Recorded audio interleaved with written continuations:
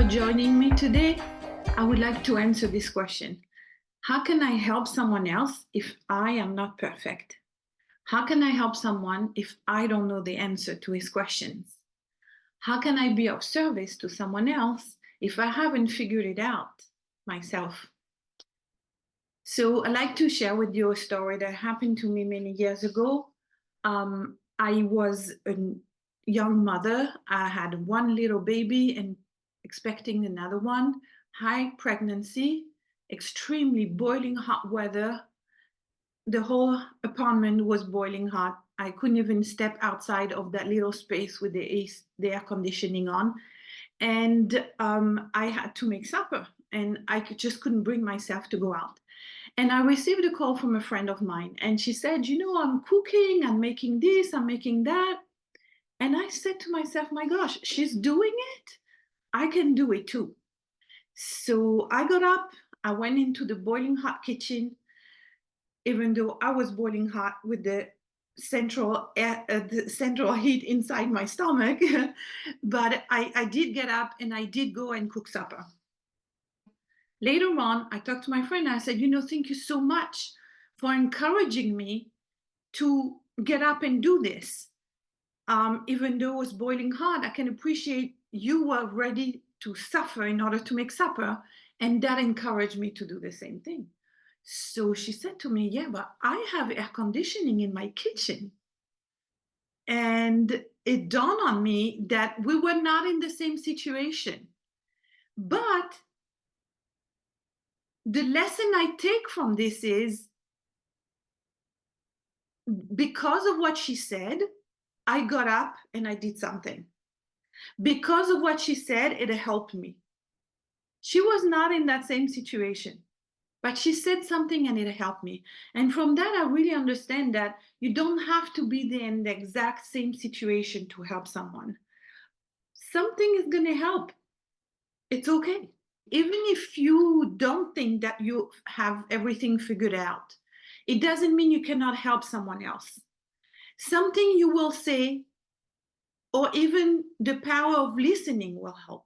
So just want you to keep that in mind, that we don't have to be perfect to help someone else.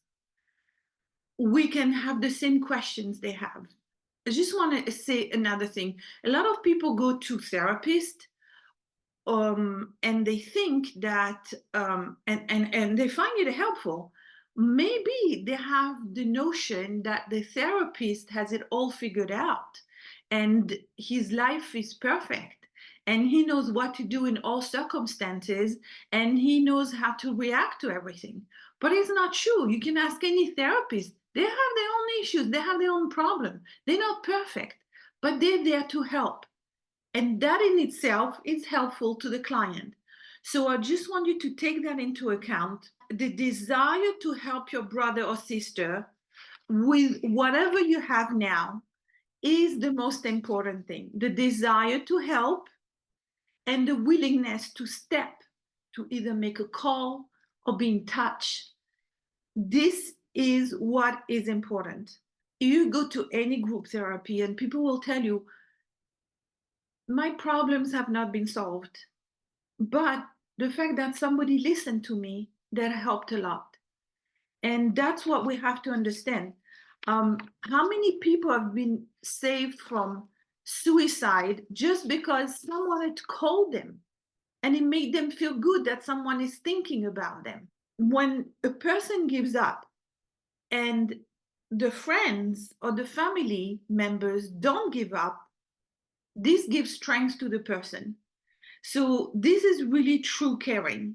And you don't know, you cannot know the impact that you can have with your words, the healing you bring just with your presence, just with the fact that you made a phone call or you asked somebody how they're doing in a sincere way.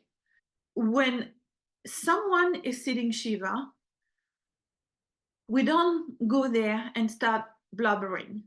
We just sit and wait for the person to initiate the conversation if they want to. And if they don't want to, we can sit there in silence and just be with them. This is a tremendous healing power, just to be with a person. If silence is the only thing that you can do, it's still something of tremendous value. And having a conversation also has value. Sharing has tremendous value. So you don't have to know the answers, and you don't have to feel like you're more than the other person. You just have to be there for them. So please be in touch with each other and make sure that nobody is left behind, because the greatest injury that can happen to a soldier when he comes back from the front is to feel alone. If you benefited from this video, if you know someone that can benefit from it, please share with them. And if you would like to hear some more, please subscribe to the channel. See you next time.